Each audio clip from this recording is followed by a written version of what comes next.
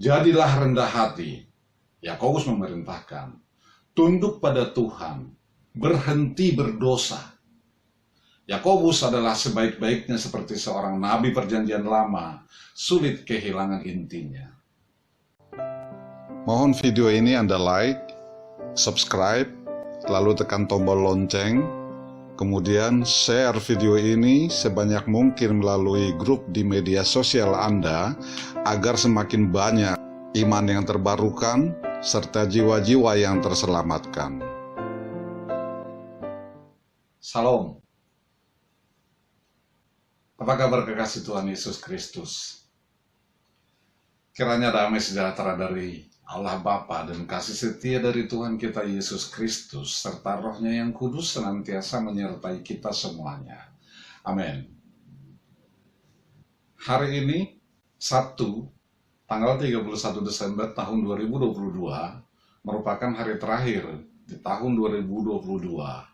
Kita memasuki episode ke-56 dengan seri 5001. Kata-kata tidaklah cukup, atau words are not enough. Mari kita bahas kata pengantar dari kitab Yakobus yang merupakan kitab ke-20 dari 27 kitab Perjanjian Baru di Alkitab. Kata pengantar ini saya kutip dari buku The Student Bible yang telah selesai saya terjemahkan ke dalam bahasa Indonesia. Yakobus atau James.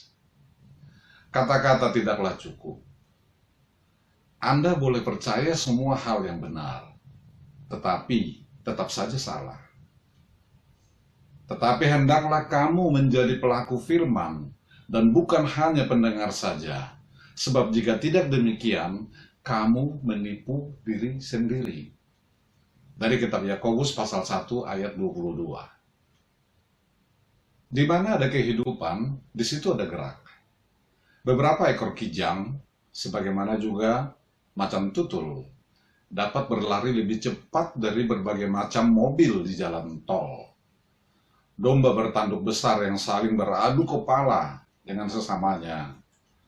Terdengar seperti suara tembakan pistol yang menggema di barisan pegunungan.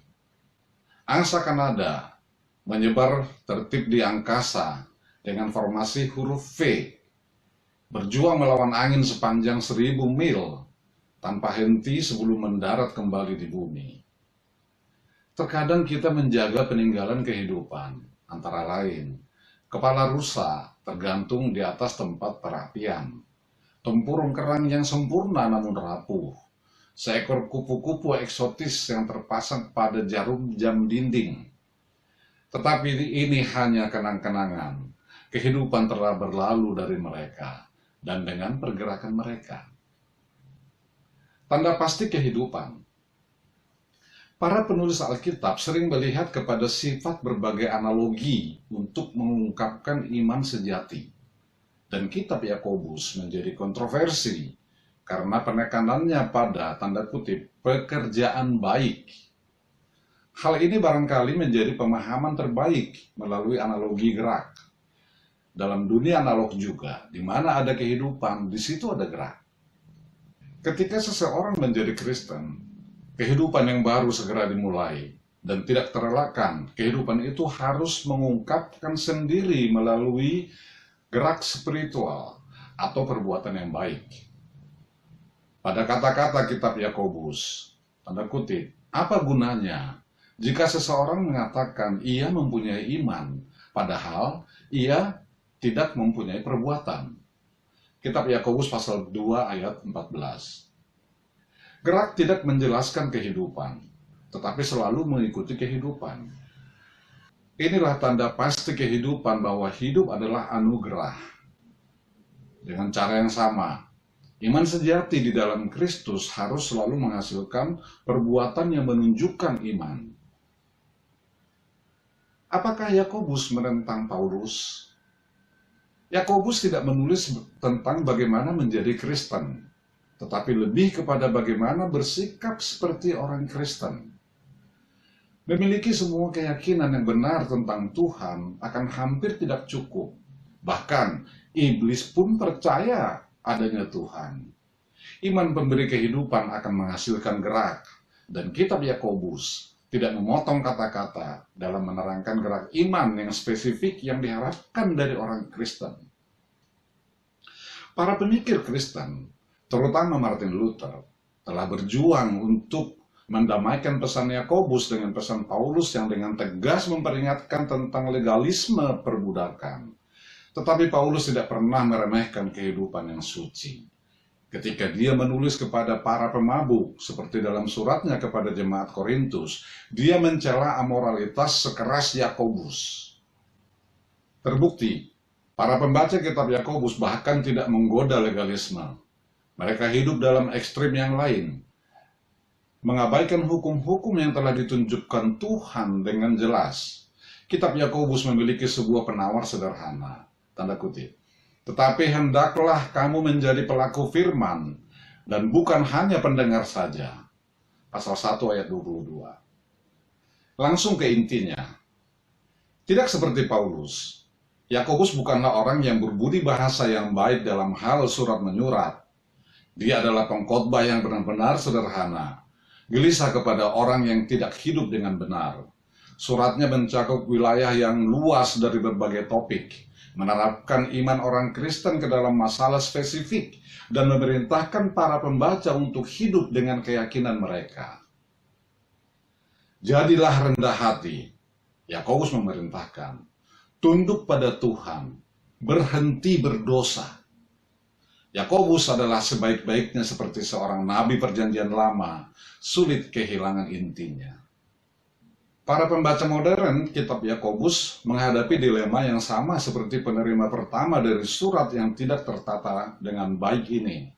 Kata-katanya cukup mudah dipahami, tetapi apakah kita sudah melakukan apa yang dikatakannya? Gerak apa yang menggambarkan kehidupan rohani kita? Sebagaimana dikatakan Martin Luther sendiri, kamu telah diselamatkan oleh imanmu sendiri. Tetapi jika imanmu sendirian, maka itu bukanlah iman. Bagaimana membaca kitab Yakobus? Beberapa penulis perjanjian baru mencapai kejelasan atau tanda kutip pukulan dari Yakobus. Dia tidak menghabiskan waktu memperluas subpoin atau mengkhawatirkan tentang struktur bahasanya. Hasilnya, kitab Yakobus dibaca seperti sebuah koleksi amsal yang ringkas dan tajam. Dalam kurung, kitab ini sering disebut sebagai Amsal Perjanjian Baru. Dalam pelajaran Anda, ini mungkin akan membantu mengelompokkan materi berdasarkan subjek.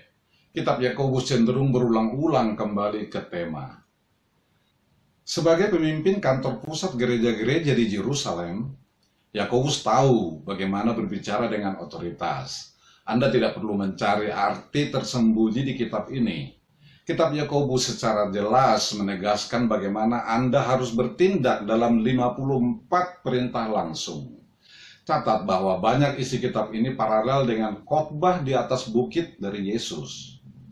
Saat Anda membacanya, ingatlah bahwa kalangan pendengar yang ditujunya sangat beragam, termasuk kelompok kaya dan miskin. Ingat juga, tanda kutip, selain karenanya, kepada berbagai kelompok yang spesifik. Salam.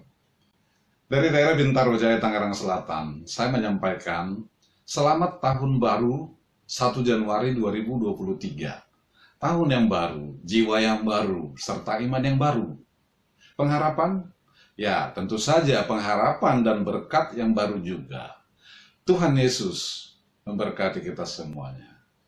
Amin. Amin. Amin.